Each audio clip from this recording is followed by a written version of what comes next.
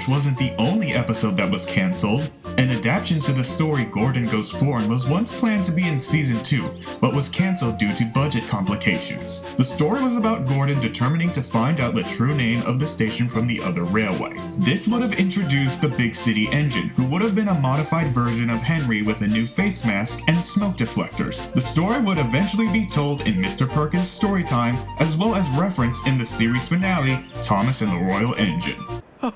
Not the station names again, Gordon. I just wish they would make up their minds on what to call London Station. Another story that was never adapted was Thomas and the Evil Diesel, or Thomas and the Naughty Diesel in the US. The story was about Diesel temporarily replacing Percy, causing trouble, and helping Thomas in the end. The story was written by Christopher Audrey by request from the TV producers, similar to the Railway series book More About Thomas the Tank Engine, in which all stories except Drip Tank were adapted into episodes. Diesel being the only spare engine available would eventually be a plot device used for the show until becoming a permanent resident of Sodor later on. Big world, big adventures. Diesel and friends, big world, big adventures!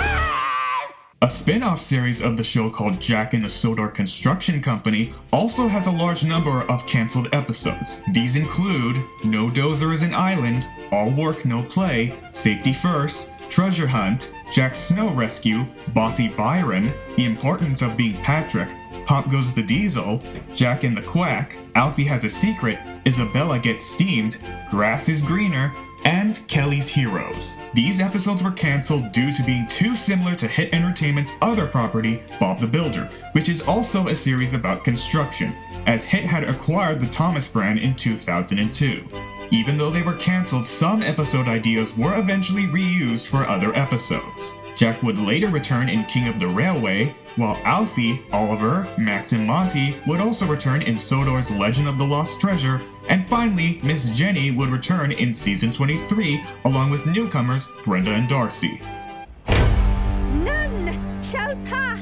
It's possible that the Sodor Construction Company returned due to the negative reception of the 2015 reboot of Bob the Builder, as no new season was produced after 2018.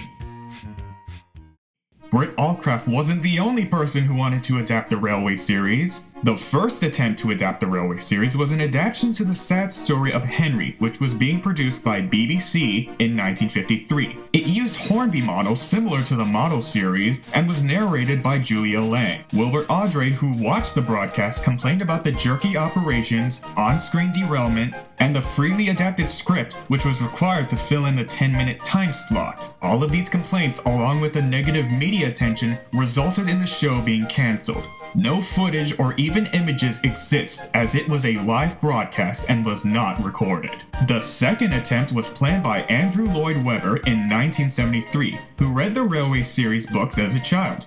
It was originally going to be an animated musical series similar to the All Engines Go reboot. It was cancelled due to the US market not being interested. A pilot episode was produced in 1976 to 1977, but was never aired, and only these images were left in preservation.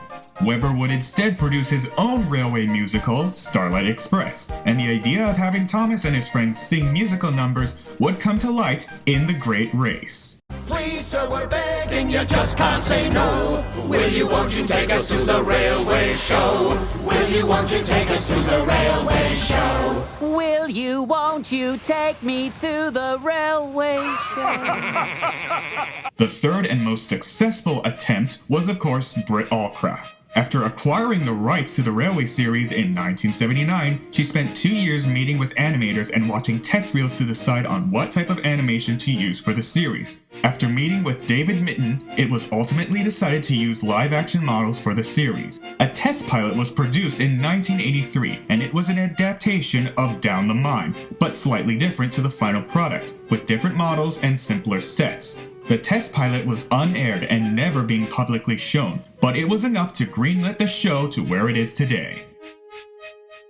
A film called The Thomas and Friends Institute of Innovation was produced by Studio Hansa between 2013 to 2014 and uses live-action actors mixed with CGI similar to the cancelled film The Adventures of Thomas. The film features two scientists experimenting with improvements to Thomas, which includes Thomas growing disgusting limbs, Percy being injected with Botox, and Sir Topham Hatt using steroids. The purpose of the film was to promote Thomas and Friends to commissioners and merchandising partners worldwide. However, the film remains confidential, and only brands can arrange private viewings. Only 2 clips and images of the film remain public.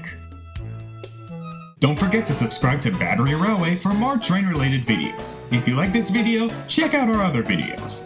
And if you want more Thomas, check out my personal channel, Marcus Yamamoto. I streamed a few Thomas and Friends games on my Let's Play series called Ramen Train. You should definitely go check it out because it's a lot of fun.